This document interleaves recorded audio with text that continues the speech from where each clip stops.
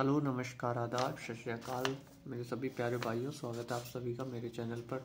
फिर से एक बार हाजिर हूँ मैं आप सभी के लिए।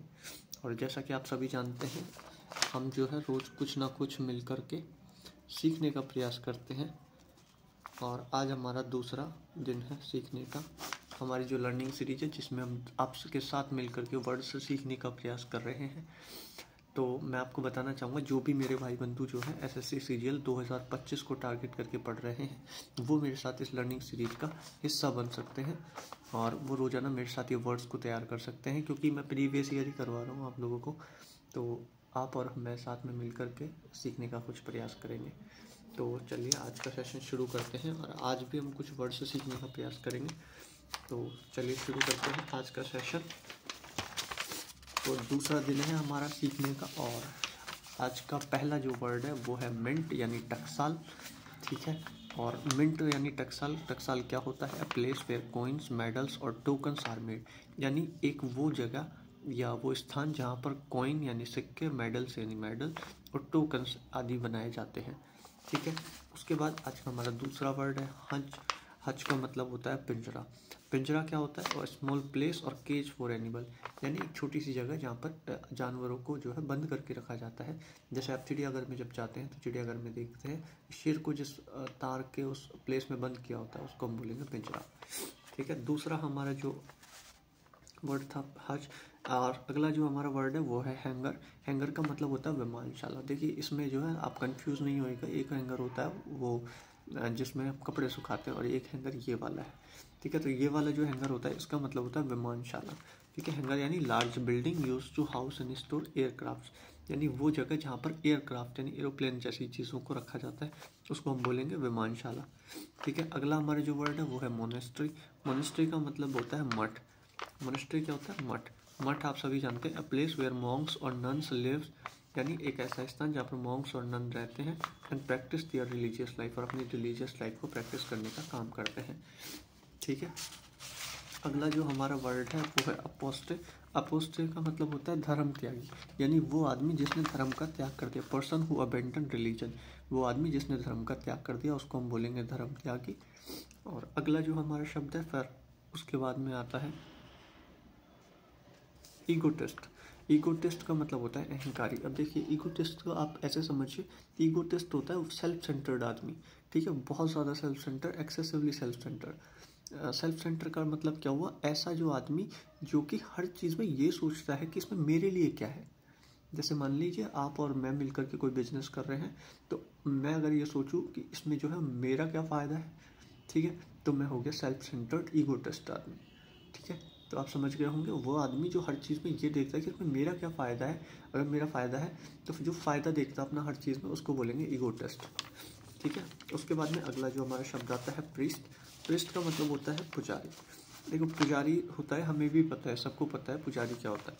A religious leader who conducts rituals in a religion, यानी एक आदमी या लीडर, रिलीजियस लीडर यानी धार्मिक लीडर, जो कि क्या करता है? कंडक्ट करने का काम करता है रिचुअल्स को। यानी किसी भी धर्म में जो है रिचुअल्स को कंडक्ट करने का काम करता है, उसको हम कहेंगे पुजारी। अब किसी में पुजारी कहते हैं, किसी में जो है मौलाना कहते होंगे। जो भी चीज़ें होती हैं, बहुत सारी चीज़ें मैं नहीं जानता ज़्यादा।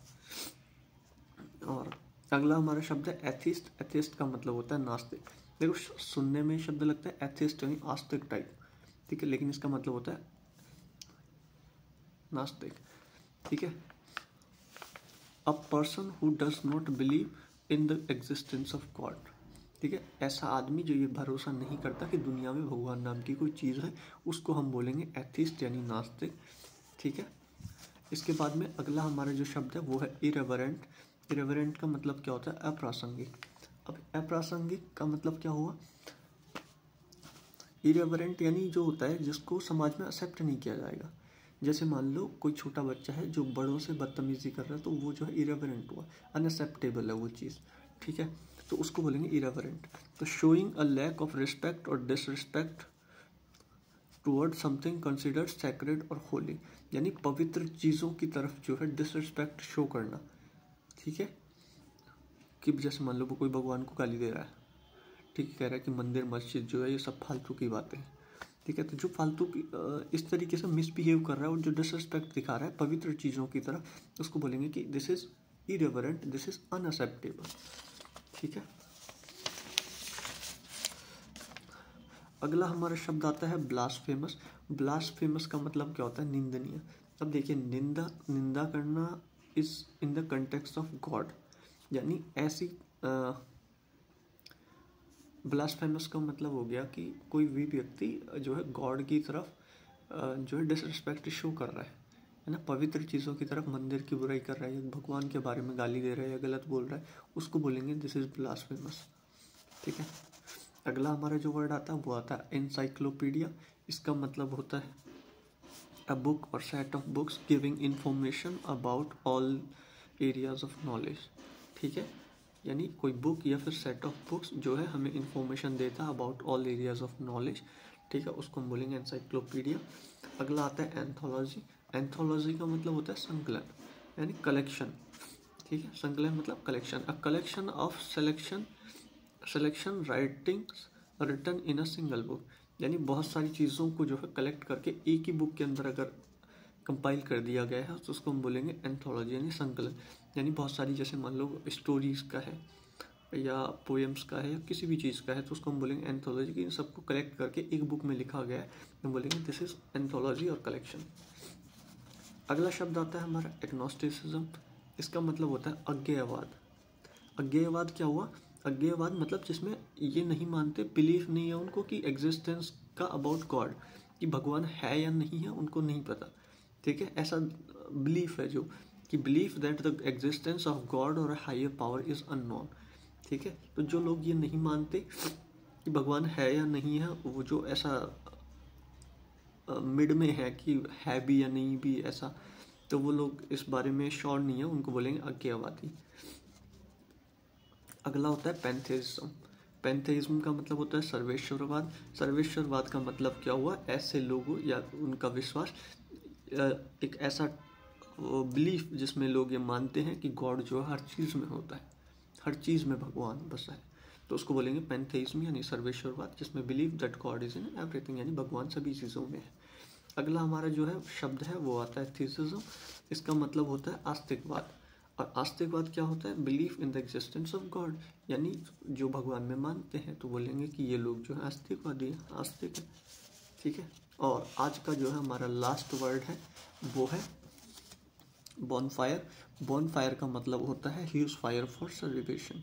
ठीक है, यानी होली का या फिर ह्यूज फायर ऑफ सेलिब्रेशन, यानी जब आप समझ गए होंगे, ह्यूज फायर फॉर सेलिब्रेशन यानी किसी भी चीज़ को सेलिब्रेट करने के लिए जब बहुत ज़्यादा फायर यूज़ करें तो उसको बोलेंगे, जैसे होली का इसका बेसिक मीनिंग होगा। तो आई होप आप लोगों को समझ में आया होगा, और आप बता सकते हैं कमेंट करके कि कैसा लगा आप लोगों को हमारा सेशन। जैसे जैसे चैनल जो है आगे बढ़ता जाएगा, आप लोग जुड़ते जाएंगे, तो समय के साथ चीज़ें जो है बढ़ाएंगे और आगे और भी नई नई चीज़ें लेकर के आएंगे जैसा आप लोग कहेंगे। तो थैंक यू सो मच, आप देखते रहिए हमारा चैनल। धन्यवाद।